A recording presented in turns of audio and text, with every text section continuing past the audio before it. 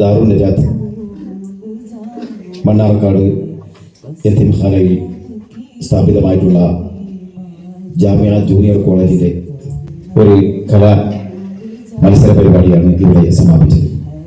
അൽഹംദുലില്ലാഹ് ഈ സമയത്ത് ഇത് ഔദ്യോഗികമായ ജാമിഅ ഫെസ്റ്റിന്റെ മുന്നോടിയായിട്ടുള്ള ഒരു തയ്യാറെടുപ്പ് എന്ന രീതിയിൽ സംഘടിപ്പിച്ച പ്രോഗ്രാമാണ്. എന്നാൽ ഇതിൽ നിന്നൊരു കാര്യം മനസ്സിലാവുന്നത്, ഔദ്യോഗികമായ മത്സരങ്ങൾ വരുന്നതിന് മുമ്പ് ഒരു വിദ്യാലയം എന്ന രീതിയിൽ കലാപരമായ കഴിവുകൾ വളർത്തിയെടുത്തുകൊണ്ട് സമൂഹത്തിലേക്ക് കുട്ടികളെ എല്ലാ കഴിവുകൾ കൊണ്ടും ധന്യമായ രീതിയിൽ ഒരു ദീനി ദഅവത്തിന് തയ്യാർ ചെയ്യുക എന്നുള്ള ഒരു ലക്ഷ്യത്തോടു കൂടിയാണ് നമ്മുടെ സ്ഥാപനങ്ങളിൽ ഇസ്ലാമികമായ കലാപരിപാടികൾ കൊണ്ട് നമ്മുടെ മക്കളെ മുതഅല്ലിമുകളെ നമ്മൾ തയ്യാറാക്കാറുള്ളത്. അതിന്റെ ലക്ഷ്യം അതാണ്. ഇസ്ലാമിക കലകൾ കൊണ്ടുള്ള ലക്ഷ്യം എന്നത് ഇസ്ലാമിക ദഅവത്തിനുള്ള മാധ്യമമായി ഇവയെ ഉപയോഗപ്പെടുത്തുക എന്നതാണ്. ഒരു പാട്ടിലൂടെ വരുന്ന വിമർശനങ്ങളെ നമുക്ക് പാട്ടിലൂടെ വിമർശിക്കാനുള്ള ആയുധം, ആ കഴിവ് നമ്മുടെ കയ്യിൽ വേണം. പ്രസംഗത്തിലൂടെ വിമർശിക്കുന്നവർക്ക് മാന്യമായ രീതിയിൽ അവരെ വിമർശിക്കാനും അതിന്റെ യഥാർത്ഥം പറഞ്ഞു കൊടുക്കാനും പ്രസംഗകല നമ്മുടെ കൈകളിൽ വേണം.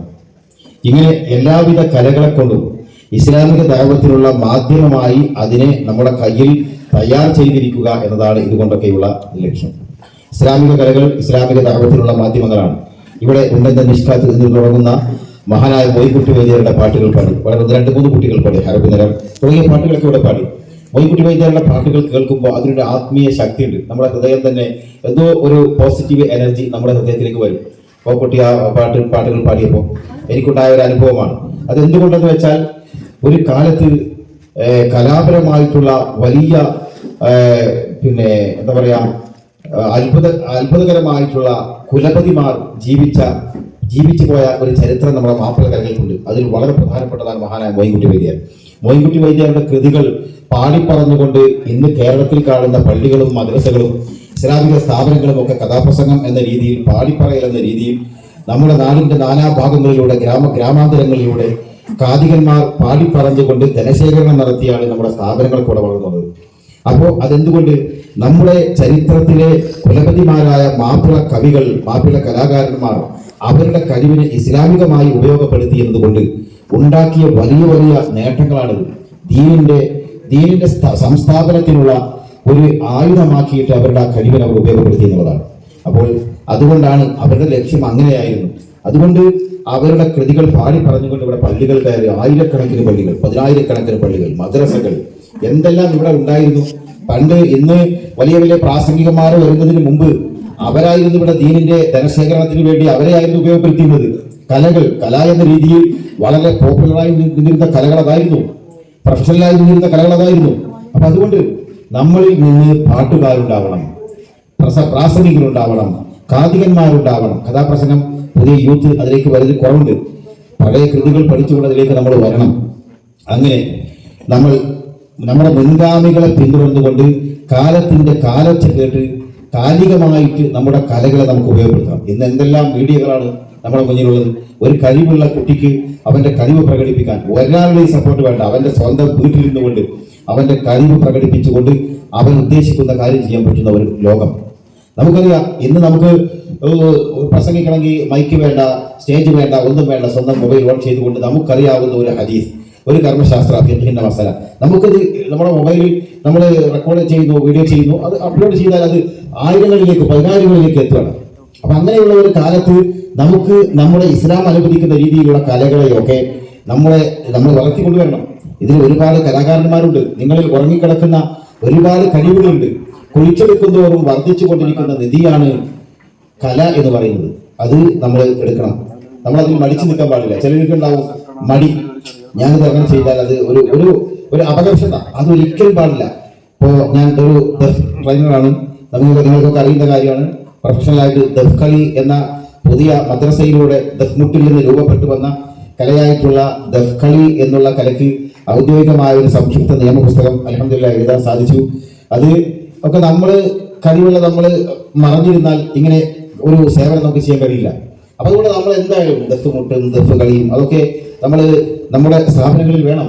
ഒരു നല്ലൊരു ദഫ് ടീം നിങ്ങൾ സംഘടിപ്പിച്ചു നോക്കി. ദഫ് മുട്ട് ടീം എന്തായാലും ഉണ്ടാവും, ഇവിടെയൊക്കെ സ്കൂളുകളിലൊക്കെ ഉണ്ടാവും ട്രഡീഷണൽ. എന്നാൽ ദഫ് കളി ഇന്ന് കേരളത്തിൽ ഏറ്റവും കൂടുതൽ ആളുകൾ പ്രേക്ഷകരുള്ള ഒരു കലാരൂപമാണ്. എന്നാൽ അത് പല രീതിയിലുള്ള ആക്ഷേപങ്ങൾക്ക് വിധേയമായിക്കൊണ്ട് നമ്മുടെ ഔദ്യോഗിക സ്റ്റേജുകളിൽ നിന്നതിനെ മാറ്റി നിർത്തി എന്നുള്ളത് ഒരു സത്യമാണ്. മാറ്റി നിർത്തുകയല്ല അതിന് വേണ്ടത്. അതിന് വന്ന മൂല്യച്യുതി നമ്മുടെ നേതാക്കന്മാർ, നമ്മുടെ ഈ കലാവിന് അതിനെ പരിശോധിച്ചുകൊണ്ട്, അതിനെ തടയിട്ടുകൊണ്ട്, അതിനെ ശുദ്ധീകരിച്ചുകൊണ്ട് അതിനെ കൊണ്ടുപോകുക, മത്സര ഇനത്തിൽ ഉൾപ്പെടുത്തുകയാണ് വേണ്ടത്. അതിന് പകരം അതിനെ മാറ്റി നിർത്തിയത് ശരിയല്ല. ഞാനെന്നും അതിനെതിരെ ശ്രദ്ധിക്കുന്ന ആളാണ്. അപ്പോൾ നമ്മൾ ചിന്തിക്കേണ്ടത് മൂല്യച്യുതി സംഭവിച്ചു. കാരണം അതിനെ ഒഴിവാക്കാൻ പറ്റാത്ത കലയാണത്. ദഫ് കളി എന്നുള്ളത് നമ്മുടെ മദ്രസയിൽ നിന്ന് ജന്മം കൊണ്ട കലയാണ്. അതിനെ മാറ്റി നിർത്തുക എന്നുള്ളത് എങ്ങനെയാണ്? അത് ശരിയല്ല. അതുകൊണ്ട് ഇത് ഒരു പബ്ലിക്, എൻ്റെ ഈ വോയിസ് എൻ്റെ ഈ സംസാരം നിങ്ങൾ കൃത്യമായിട്ട് കട്ട് ചെയ്യാതെ നിങ്ങൾ പുറത്തു വിടണം. ഞാൻ എല്ലാ വേദികളിലും പറയുന്ന ഒരു സീസണിലൊക്കെ നൂറുകണക്കിന് ആയിരക്കണക്കിന് വേദികളിലൂടെ ദഫ് മത്സരത്തിന്റെ ജഡ്ജിമെന്റ് മാത്രം ഇതൊക്കെ നടക്കുന്ന അവരൊക്കെ ഞാൻ പറയുന്ന കാര്യമാണിത്. അപ്പോൾ അതാണ് വേണ്ടത്. പിന്നെ ഒരു സ്ഥിരം പ്ലാറ്റ്ഫോമിലൂടെ കലാവിന് കൈകാര്യം ചെയ്യുന്നവർ പോവാതെ പുതിയ പുതിയ തലമുറകളെ യൂത്ത് കുട്ടികൾക്കൊക്കെ അവസരം കിട്ടുന്ന രീതിയിൽ, കലാകാരന്മാർക്ക് അവസരം കിട്ടുന്ന രീതിയിൽ നമ്മുടെ കലാ മേഖലകൾ നമ്മുടെ സമസ്തയുടെ ഇസ്ലാമിക വിദ്യാഭ്യാസ ബോർഡിന്റെ കീഴിലുള്ള കലാ സംവിധായകരെ അങ്ങനെയുള്ള എല്ലാവരെയും ഉൾപ്പെടുത്തിക്കൊണ്ടുള്ള ഒരു രീതി നമ്മൾ വേണം. അത് പലപ്പോഴും ആ പഴയ ഭാഗത്ത് കൂടി ഓടുന്ന രീതി ആയതുകൊണ്ട് ഉള്ളവർക്ക് മാത്രം അവസരം കിട്ടുന്നതാണ്. അത് പാടില്ല. പുതിയ ആളുകൾക്ക് അവസരം കൊടുക്കണം. അങ്ങനെ നമ്മുടെ കല, ഈ മേഖല അതിനെ ഒന്നുകൂടി ഡെവലപ്മെന്റ് ചെയ്തുകൊണ്ട് ഒന്നുകൂടി അതിനെ തട്ടിമറിച്ചുകൊണ്ട് മുന്നോട്ട് പോകണമെന്നാണ് എൻ്റെ എളിയ അഭിപ്രായം. കുട്ടികളെ സംബന്ധിച്ചിടത്തോളം ഇപ്പോൾ എന്നെ ഏൽപ്പിച്ച ഉത്തരവാദിത്തം, നമ്മൾ കലാകാരന്മാർ പാട്ട് പാടുമ്പോൾ ശ്രദ്ധിക്കേണ്ട കാര്യങ്ങൾ ഞാൻ വളരെ നേരത്തെ സൂചിപ്പിക്കേണ്ടായി. ശ്രുതി എന്നത് വളരെ പ്രധാനപ്പെട്ടതാണ്. ശ്രുതി മാതാലയ പിത. ശ്രുതി പോയി പാടിക്കഴിഞ്ഞാൽ ഒരിക്കലും അത് വളരെ അപകടകരമാണ്. നമ്മുടെ ശബ്ദത്തിന്റെ ആ തലത്തെ കൃത്യമായ റൂട്ടിലൂടെ ക്രമീകരിച്ചുകൊണ്ട് ചേർന്നുകൊണ്ട് ശുദ്ധമായ ഭാഷാ സൗന്ദര്യത്തിൽ ആലപിക്കുന്ന ഒരു വക്രതയില്ലാത്ത ശബ്ദ ക്രമീകരണം നടത്തിക്കൊണ്ട് നമ്മൾ പാടുക എന്നതാണ് ശ്രുതിയോട് നമ്മൾ ഉദ്ദേശിക്കുന്ന ഒരർത്ഥം. അതിങ്ങനെയൊക്കെ പറയാൻ പറ്റുള്ളൂ. അത് പ്രാക്ടിക്കലി പഠിക്കേണ്ട ഒരു കാര്യമാണ്. അപ്പൊ അതുകൊണ്ട് പാട്ട് പാടുമ്പോൾ ശ്രുതി ചേർത്ത് പാടണം. അതുപോലെ തന്നെ താളം പോവാതെ, പാട്ടിനൊരു താളം ഉണ്ടാവും, ആ താളം പോവാതെ നമ്മൾ പാട്ടുകൾ പാടണം. അതുപോലെ തന്നെ ലയിച്ച് പാടണം. ആ പാട്ടിന്റെ ഇതിവൃത്തം ആഗ്രഹിക്കുന്ന രീതിയിലുള്ള രൂപഭാവങ്ങൾ, ബോഡി ലാംഗ്വേജ് നമ്മൾ അവതരിപ്പിക്കുന്ന ആ കലാകാരനിൽ ഉണ്ടായിരിക്കണം. പാട്ടുകാരൻ നല്ല ആവേശകരമായ ഒരു പാട്ട് മെല്ലെ ഇങ്ങനെ പാടി ഉറങ്ങി തൂങ്ങി പാടി ഇങ്ങനെ ഉണ്ടാവും.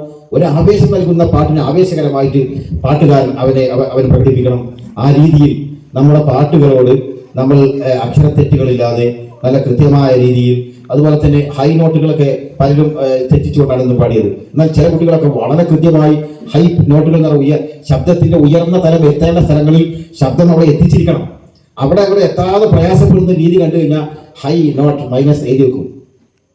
ജഡ്ജിമാർ ഞങ്ങൾ ഞാനൊക്കെ എഴുതത്തിന്ന എഴുതിയ പുള്ള എഴുതുന്ന പണി.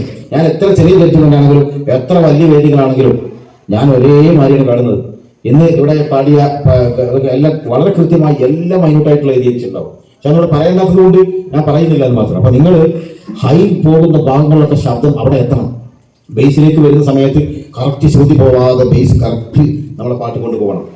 അപ്പൊ അങ്ങനെയുള്ള കാര്യങ്ങളൊക്കെ വളരെ ശ്രദ്ധിച്ചുകൊണ്ട് നമ്മൾ ഇൻഷാ അല്ലാഹ് പ്രാക്ടിക്കലി അത് നമ്മൾ ചെയ്യുമ്പോഴാണ് നമുക്ക് തെറ്റാതെ പാടാൻ കഴിയുന്നത്, തെറ്റാതെ നമുക്ക് കാര്യങ്ങൾ ചെയ്യാൻ കഴിയുന്നത്. അതുകൊണ്ട് പിന്നെ പ്രസംഗമാണെങ്കിലും പ്രസംഗത്തിന്റെ കാര്യം നമുക്കറിയാം. ഗൗരവത്തോടു കൂടി പറയുന്ന, ദ്രുതഗതിയിൽ പറയേണ്ട ഭാഗങ്ങളിൽ അങ്ങനെ തന്നെ, ഗാംഭീര്യത്തോടു കൂടി പറയുന്ന ഭാഗങ്ങളിൽ അങ്ങനെ തന്നെ. എന്നാൽ ശബ്ദത്തിന്റെ അക്ഷരസ്ഫുടത എന്നുള്ളത് സംസാരത്തിൽ വളരെ പ്രധാനപ്പെട്ട കാര്യമാണ്. പറയുന്നത് എന്തെന്ന് മനസ്സിലാകണം ആളുകൾക്ക്. ആളുകളെ ഒരു മത്സരം എന്ന രീതിയിൽ എടുക്കാതെ നമ്മൾ പറയുന്ന ഈ ആശയത്തെ ജനങ്ങളിലേക്ക് സമർപ്പിക്കാൻ അവരുടെ ഹൃദയത്തിലേക്ക് അടിച്ചു കയറ്റാൻ, അതിന്റെ ഓരോ ആശയത്തിന്റെയും രൂപഭാവങ്ങളെ ഉൾക്കൊണ്ടുകൊണ്ട് ചെയ്യണം. അങ്ങനെ പ്രസംഗിക്കുമ്പോൾ അത് വിധികർത്താക്കൾ തന്നെ ഒരു വിധികർത്താവ് ആണെന്ന ബോധ്യത്തിൽ നിന്ന് പോയി ഒരു ആസ്വാദകന്റെ തലത്തിലേക്ക് പോകുമ്പോൾ അറിയാതെ മാർക്ക് വീഴും. അങ്ങനെ സംസാരിച്ച് നമ്മൾ പഠിക്കണം. അതുപോലെ തന്നെ പിന്നെന്താ വേറെ മത്സരങ്ങൾ എന്താ ഉള്ളത്? ലാംഗ്വേജ് ഗാനങ്ങൾ, അതൊക്കെ അതിന്റെ തെറ്റില്ലാതെ തന്നെ അതറിയുന്ന ആ ഭാഷ അറിയുന്നവരടുത്ത് പോയി നമ്മളത് വാക്കുകൾ പറഞ്ഞ് ഉറപ്പുവരുത്തിക്കൊണ്ട് വേണം പോകാൻ. ഇങ്ങനെയുള്ള കാര്യങ്ങളൊക്കെയാണ്. ബാക്കി ഒരു മത്സരം എന്ന രീതിയിൽ നമ്മൾ പാട്ട് പാടുമ്പോൾ അതിന്റെ രീതിയിൽ തന്നെ മൈക്കൊക്കെ ശരിക്കും പിടിച്ച് അല്ല എങ്ങനെയെന്നുള്ളത് ഇനി കൂടുതൽ ലോകമാണല്ലോ. നമുക്കൊരു പാട്ടിന്റെ ഒരു നിയമവശങ്ങൾ, എങ്ങനെ ഒരു പാട്ട് പാടണമെന്നൊക്കെ ജിന്നിയോട് ചോദിച്ചാൽ പറഞ്ഞു തരും വളരെ വൃത്തിയായിട്ട്. അത് മാത്രം അവലംബിക്കരുത്. ബേസിക്കലി നമുക്കൊരു അറിവ് അതിൽ വേണം. അപ്പോഴേ അവർ പറയുന്നത് കറക്റ്റ് ഉൾക്കൊള്ളാൻ നമുക്ക് കഴിയുള്ളൂ. ചിലപ്പോൾ അവർ പറയുന്നതൊക്കെ ചെറിയ മാറ്റങ്ങളൊക്കെ വരും. അപ്പോൾ ഇൻഷാ അല്ലാഹ് എന്തെങ്കിലുമൊക്കെ ഉണ്ടെങ്കിൽ നമ്മളെ ഹാസിം ഉസ്താദിന്റെ ക്ഷണം സ്വീകരിച്ചുകൊണ്ടാണ് ഞാനിവിടെ വന്നിരിക്കുന്നത്. ദഫിന്റെ തിരക്കാണ്. ദഫ് പരിശീലനം എന്നുള്ളത് അത് വലിയൊരു അനുഗ്രഹമാണ്. അപ്പൊ ഇൻഷാ അല്ലാഹ് ദഫ് നബി സല്ലല്ലാഹു അലൈഹി വസല്ലം തങ്ങളുടെ മദനികൾ ജീവിക്കുന്ന റസൂലുള്ളാഹി ജീവിക്കുന്ന കാര്യമാണ്. ദഫിൽ നിന്ന് റസൂലുള്ളാഹിനെക്കാണ്. ഞാൻ എപ്പോഴും പലരോട് പറയാറുണ്ട്, ഇത് ഇവരൊന്നും ഇതിന്റെ കാര്യത്തിലെത്തിയിട്ടില്ല. ദഫിൽ നിന്ന് റസൂലുള്ളാഹിനെ കാണും. റസൂലുള്ളാഹി സ്വല്ലല്ലാഹു അലൈഹി വസല്ലം തങ്ങളെ ശരിക്കും അതിൽ നമുക്ക് കാണാൻ കഴിയണം. അവിടെയാണ് അൽഹംദുലില്ലാഹ്. അങ്ങനെ വരുമ്പോഴാണ് ആ കലയുടെ ആ മർമ്മത്തിൽ നാം സ്പർശിക്കുന്നത്. വളരെ വലിയ സ്പോർട്സ് ഒരു ആർട്സ് ഐറ്റംസിൽ ഉൾപ്പെടുത്തിക്കൊണ്ട് ഒരു എൻജോയ്മെന്റ്, അതിന്റെ അപ്പുറത്ത് ഇതൊരു ഇബാദത്തായിട്ട് നമ്മൾ എടുക്കണം. അപ്പോൾ അതിന്റെ ആ ശബ്ദം, ആ മുടങ്ങുന്ന ശബ്ദം അത് കൈമാറും എല്ലാം. അങ്ങനെയാണ്. അങ്ങനെ ഉദാഹരണം ഞാൻ അതിന്റെ ഒരു മെയിനായ ഒരു അതിൽ ലയിച്ചാലായതുകൊണ്ട് എങ്ങനെ പോയാൽ എന്തൊക്കെയാ വരുള്ളൂ. എന്ത് ജോലി അടുത്ത കളി എന്ന് പറഞ്ഞത് അടുത്തതായി കളിച്ചതെന്നതിന്റെ അവലോകനത്തിൽ വരിക. അടുത്തതായി പാടിയതെന്ന് പറയുന്നത് അടുത്തതായി കളിച്ചിട്ടിരുന്നതിന്റെ മനസ്സിൽ വരുള്ളൂ. ഇതിന്റെ പരിപാടി അതുകൊണ്ട് അവർക്കിടെ നമ്മളെ മക്കള് പാട്ടുകൾ പ്രസംഗങ്ങൾ എല്ലാം പെർഫെക്റ്റ് ആയിട്ട് അവതരിപ്പിക്കണം. ചടുലമായിട്ട് ഒരു അപകർഷതാ ബോധം ഇല്ലാതെ വളരെ ഭംഗിയായിട്ട് നമുക്ക് പറയാനുള്ളത് കൃത്യമായ രീതിയിൽ വളരെ ആവേശത്തോടു കൂടി പാട്ടൊക്കെ ആളുകളെ മുന്നില്ല നമ്മൾ ആ പാടുന്ന സാധനം കറക്റ്റ് ആ നോട്ടുകൾ ശ്രദ്ധിച്ചുകൊണ്ട് അതിൽ ലയിച്ചുകൊണ്ട് പാടണം. അപ്പൊ പിന്നെ വേറൊരു വിഷയം അവിടെ വരില്ല, അവിടെ മാർക്ക് അവിടെ വീണിരിക്കും. അതാണ് പറയാനുള്ളത്. പ്രസംഗം അങ്ങനെയാണെങ്കിൽ പ്രസംഗം, പിന്നെ നമ്മൾ ഇവിടെ മത്സരിച്ച് മറ്റു വിഷയങ്ങളൊക്കെ സമൂഹഗാനങ്ങളൊക്കെ ഉണ്ടാവില്ലേ മറ്റേത് സമൂഹഗാനമൊക്കെ പാടുന്ന സമയത്ത് ശ്രദ്ധിക്കേണ്ട കാര്യം എന്തായാലും സമൂഹഗാനം വോയിസ് ഈക്വാലിറ്റി എന്നുള്ള പറയുന്ന കാര്യം വളരെ ഘടകമാണ്. ഇതിപ്പോൾ വളരെ ശ്രദ്ധിക്കേണ്ട കാര്യമാണ്. ശബ്ദം ഒരുപോലത്തെ ശബ്ദങ്ങൾ, അതായത് ഒരുപോലത്തെ ശബ്ദങ്ങളുള്ള 3 പേർ ആവുക എന്നുള്ളത് വളരെ പ്ലസ് പോയിന്റ് ആണ്. വളരെ ശ്രദ്ധിക്കുക. അതല്ലെങ്കിൽ നമ്മൾ ഇനി എങ്ങനെ ഒക്കാത്ത സാഹചര്യമാണെങ്കിൽ ലീഡ് ചെയ്യുന്ന ആളുകൾ അല്പം വോയിസ് മാറ്റം ഉണ്ടെങ്കിലും കോറസ് ചെയ്യുന്ന 2 പേർ ഒരേ വോയിസിന്റെ ആളുകളായി ചെയ്യുക. കോറസിൽ ചെയ്യുന്ന പിൻപാട്ടുകാർ ഒരേ വോയിസുകാരാവുക. ലീഡ് ചെയ്യുന്ന ആള് മുൻപാട്ടുകാരൻ ഒരു പ്രത്യേക വേറിട്ട വോയിസ് ആയാലും കുഴപ്പമില്ല. പക്ഷെ ഒരു ഫീമെയിൽ വോയിസ് കുട്ടിയുടെ ശബ്ദമുള്ളതും ഒരു ബാസ് ശബ്ദമുള്ളതും കൂടെ വരുമ്പോൾ അതെന്താവില്ല, അത് ചേരില്ല. അപ്പൊ സമൂഹഗാനാകുമ്പോൾ വോയിസ് ഈക്വാലിറ്റി, സ്വരച്ചേർച്ച എന്നുള്ളത് വളരെ പ്രധാനപ്പെട്ട കാര്യമാണ്. അങ്ങനെയുള്ള സ്വരച്ചേർച്ചകളുള്ള കുട്ടികളെ സെലക്ട് ചെയ്തുകൊണ്ട് നല്ല കഴിവുള്ള ലീഡിങ് കൃത്യമായി ചെയ്യാൻ കഴിയുന്ന ഒരാളെ ലീഡിങ്ങിലേക്ക് ഇട്ട് ബാക്കി 2 പേര് കോറസ് ചെയ്തുകൊണ്ട് പിൻപാട്ടുകാരായിക്കൊണ്ട് ഭംഗിയായി അവതരിപ്പിക്കുക. അതാണ് ലയിച്ച് ചേരുക. ഒരു ആട്ടങ്ങളും അവരുടെ മൈക്ക് പിടിക്കലുകളും ഏകീകരണവും എല്ലാം ഒരു ഏകീകരണം ഉണ്ടാവുക. അപ്പോൾ അങ്ങനെയൊക്കെയാണ് ആ കാര്യത്തിൽ ശ്രദ്ധിക്കാനുള്ളത്. ഇനി എന്താ വേറെ ഏതെങ്കിലും കലനെ കുറിച്ച് ചോദിക്കണ്ടോ? ഉണ്ടെങ്കിൽ ചോദിച്ചോളൂ.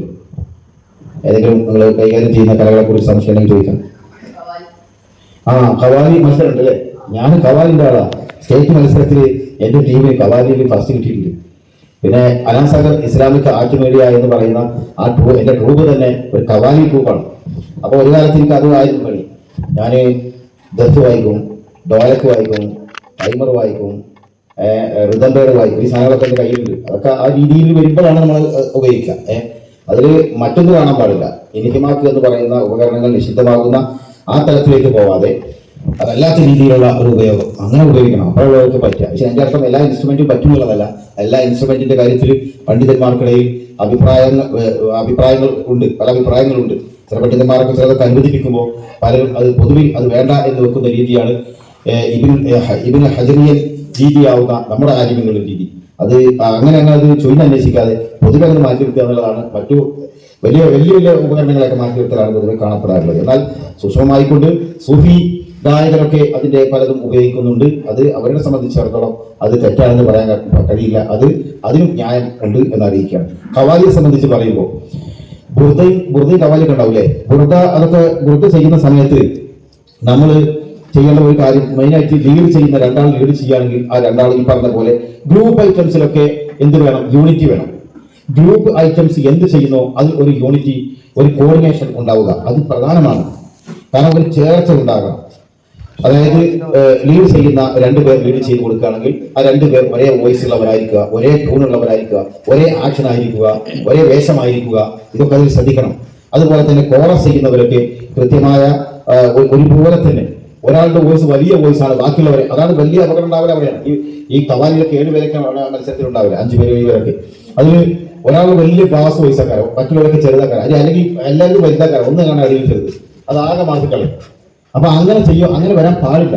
ഇനി ഒരു ഐഡിയ ഞാൻ പറഞ്ഞുതരാം. എന്തിനൊരു കുറുക്കു വഴി ഉണ്ടാവുമല്ലോ, ഒരു കുറുക്കു വഴി ഞാൻ പറഞ്ഞുതരാം. അതായത് ഈ ഏതെങ്കിലും ഒറ്റപ്പെട്ട വോയിസുകാരനുണ്ടെങ്കിൽ ഒരു മൈക്ക് കൊടുക്കുന്നുണ്ട്, ഒന്നിനും മൈക്ക് കൊടുക്കാതിരിക്കുക. എല്ലാവർക്കും മൈക്ക് ഉണ്ടാവില്ലല്ലോ. അതല്ലെങ്കിൽ ഒരു മൈക്ക് കൊടുത്തിട്ട് മൈക്ക് ഓഫാക്കുക. ഓഫാക്കിയിട്ട് ഔട്ടിൽ എന്താവില്ല, പ്രശ്നങ്ങൾ വരില്ല. അപ്പൊ അങ്ങനെയൊക്കെ അതിന്റെ ഒരു ഹിക്മത്ത് ഉപയോഗിച്ചുകൊണ്ട് നമ്മൾ ഔട്ടിലേക്ക് പ്രശ്നങ്ങൾ വരാത്ത രീതിയിൽ ഇതിനെ അവതരിപ്പിക്കുന്ന ഒരു ഐഡിയകൾ ഉപയോഗിച്ചുകൊണ്ട് നമ്മളത് ക്രമീകരിക്കുക എന്നുള്ളതാണ്. കവാലി അങ്ങനെ തന്നെ. കവാലിന്റെ കാര്യം, കവാലി പെർഫോം ചെയ്യണം. ബുർദക്ക് ഒരു വിഷയമുണ്ട്. ബുർദന്റെ ഏതൊരു കലക്കും ഭാവമുണ്ട്. ബുർദയുടെ ഭാവം ആത്മീയ ഭാവമാണ്. ഇത് ശ്രദ്ധിക്കണം. ഇത് അധികം ആരും സംസാരിക്കാൻ ഞാൻ പോലും കേട്ടിട്ടില്ല. ഞാനത് ഇങ്ങനെ എന്റെ ഓട്ടപ്പാച്ചിൽ നിന്ന് ഞാൻ എനിക്ക് മുങ്ങിത്തപ്പി കിട്ടിയ സാധനങ്ങളാണ് ഞാനീ പറയുന്നത്. ബുർദയുടെ ഭാവം ആത്മീയ ഭാവമാണ്. അത് അമിൻ തദക്കുരി ജീറാനിൻ ബിദീസരമി, ദീസരമിലെ അമിൻ തദക്കുരി ജീറാനിൻ ബിദീസരമി, ദീസരമിലെ അയൽവാസിയെ ഓർത്തുകൊണ്ടാണോ നീ എന്താകുന്നത്, നീ കരയുന്നത് എന്നൊക്കെ കണ്ണുനീരോട് ചോദിക്കുന്ന അർത്ഥം. അത് ഭാവമാണ്, അത് ഭക്തിയുടെ ഭാവമാണ് അവിടെ വരേണ്ടത്. അപ്പോ ഭക്തിയോടുകൂടി ഇങ്ങനെ ആടിക്കൊണ്ട് ഒരേ ആട്ടം. അതിനർത്ഥം പ്രകൃതിയായിട്ടുള്ള ആട്ടങ്ങൾ ഇതിന് പാടില്ല. ബുർദയ്ക്ക് ഒരു പക്വമായ ആട്ടം ആടിക്കൊണ്ടാണ് ബുർദ അവതരിപ്പിക്കേണ്ടത്. എന്നാൽ കവാലി അങ്ങനെയല്ല. കവാലി എന്ന് പറയുന്നത് അതിൽ ലയിച്ചുകൊണ്ട് ചിലപ്പോൾ അവന്റെ രൂപഭാവങ്ങളോ അവസ്ഥകളോ ആക്ഷനും കാര്യങ്ങളൊക്കെ വേറെ തലത്തിലേക്ക് അവന് മൈൻഡ് മാറിപ്പോകും. അപ്പൊ ചെയ്യുന്ന ആ സ്ഥലത്ത് ആ രീതിയിലൊക്കെ കുറച്ച് ചടുലമായ രീതിയിലോ അതല്ലെങ്കിൽ വളരെ ഗൗരവമായ രീതിയിലോ ഗൗരവ ഭാവത്തിലൊക്കെ കാണിച്ചുകൊണ്ട് ഭക്തിയുടെ ഭാവമാണെങ്കിലും അതിന് എക്സ്പ്രഷൻ കൂടും. അവിടെ ശ്രദ്ധിക്കേണ്ടത് കവാലിക്ക് ഭക്തിയുടെ ഭാവമാണെങ്കിലും അതിന് എക്സ്പ്രഷൻ കൂടും. പക്ഷെ ബുർദയ്ക്ക് എക്സ്പ്രഷൻ കൂടാൻ പാടില്ല. ഇതാണ് ഇവിടെ ശ്രദ്ധിക്കേണ്ട കാര്യം. ഞാൻ പറയുന്നത് മനസ്സിലാവുന്നുണ്ടാവും വിചാരിക്കുന്നു. കവാലി കുറച്ച് എന്താ പറയാ, അതിൽ ലയിച്ച് അങ്ങനെ ചെയ്യുന്ന സാധനമാണ്. ബുർദ അങ്ങനെയല്ല. ബുർദ ലയിച്ച് ഭക്തിയോടുകൂടി ചെയ്യുന്നതാണ്. അപ്പൊ രണ്ടിലും ഒരു കവാലി കുറച്ച് ചടുലമായിട്ട് ആക്ഷൻസുകളൊക്കെ വരുമെന്ന്, അത് ഒരു മത്സരം എന്ന രീതിയിൽ അതിൽ ക്രമീകരണം, ഏകീകരണം വേണം. പലരും പല രീതിയിൽ ഒരാൾ കൈ അങ്ങോട്ടാക്കുമ്പോൾ അല്ലെങ്കിൽ ഒരാൾ വേറെ സ്ഥലത്ത് പാടുമ്പോൾ വേറെ ആൾ മറ്റൊരു രീതി, അങ്ങനെ പറ്റില്ല. അവിടെ ഏകീകരണമാണ്. കൂട്ടമായി എന്ത് ചെയ്യുന്നോ അവിടെയൊക്കെ ഏകീകരണം വേണം. അതാണ് അവിടെ ശ്രദ്ധിക്കേണ്ട ഒരു കാര്യം. കവാലി വളരെ ശ്രദ്ധിക്കണം. കവാലി പാട്ട് എന്താണ്? നിങ്ങൾ കവാലിയോട് ഉദ്ദേശിക്കുന്നത് എന്താണ്? ഞാൻ ചോദിക്കുന്നത് എന്താണോ, ഇന്ന് പലതും കവാലി എന്ന് പറയുന്ന സാധനം കവാലിയല്ല, നാത്താണ്. ഈ ഉറുദു ഗാനങ്ങളിൽ തന്നെ ഒരുപാട് ഇനങ്ങളുണ്ട്. നാത്ത് ഇപ്പോ പല കുട്ടികൾ പാടുന്ന പല സാധനങ്ങളൊക്കെ ഈ നാത്താണ് വരുന്നത്. തൂക്കു ജാമൻ കൂജ ആ സാധനമൊക്കെ, അതുപോലെ അജ്മീറിൽ വാഴും രാജ, ഇതൊക്കെ കവാലി സാധനങ്ങളാണ്. കവാലി എന്ന് പറയുന്ന സാധനത്തിൽ ബാക്ക്ഗ്രൗണ്ട് ഇങ്ങനെ അടിച്ചുകൊണ്ടിരിക്കും. ബാക്ക്ഗ്രൗണ്ട് കോറസിന് പണി നാളിയാൻ വരും ചെയ്യും. അവരിങ്ങനെ അടിച്ചുകൊണ്ടേയിരിക്കും. ബാക്കിൽ ഇങ്ങനെ ബാക്കിംഗ് വന്നുകൊണ്ടിരിക്കും. ലീഡ് പാടിക്കൊണ്ടിരിക്കുകയാണെങ്കിൽ കൂടെ ബാക്കിംഗ് വന്നുകൊണ്ടിരിക്കും. അതിൽ ലയിച്ച് അതാണ് ഈ കവാലിന്റെ. അതായത് ഹിന്ദുസ്ഥാനി രാഗങ്ങളിലാണ് കവാലി രചിക്കപ്പെടുന്നത്. ഹിന്ദുസ്ഥാനി രാഗങ്ങൾ എന്ന് പറഞ്ഞാൽ തന്നെ ഒരു മെലഡി ടൈപ്പ്, ഒരു അയഞ്ഞ രീതിയാണ്. അയഞ്ഞുകൊണ്ട് ലയിച്ചുകൊണ്ട് പോകുന്ന സ്വഭാവമാണ് ഹിന്ദുസ്ഥാനി രാഗങ്ങൾക്ക് വരുന്നത്. അപ്പൊ ഈ കവാലി വരുന്നത് അധികം അയിലാണ്. അപ്പോ അതിൽ ബാക്ക്ഗ്രൗണ്ട് ഇങ്ങനെ ബാക്കിംഗ് വന്നുകൊണ്ടിരിക്കും. നേരെ മറിച്ച് നാത്ത് അങ്ങനെയല്ല. നാത്ത് ഏകദേശം മാപ്പിളപ്പാട്ടിന്റെ ഒരു വർഗത്തിൽപ്പെട്ടതുപോലെയാണ്.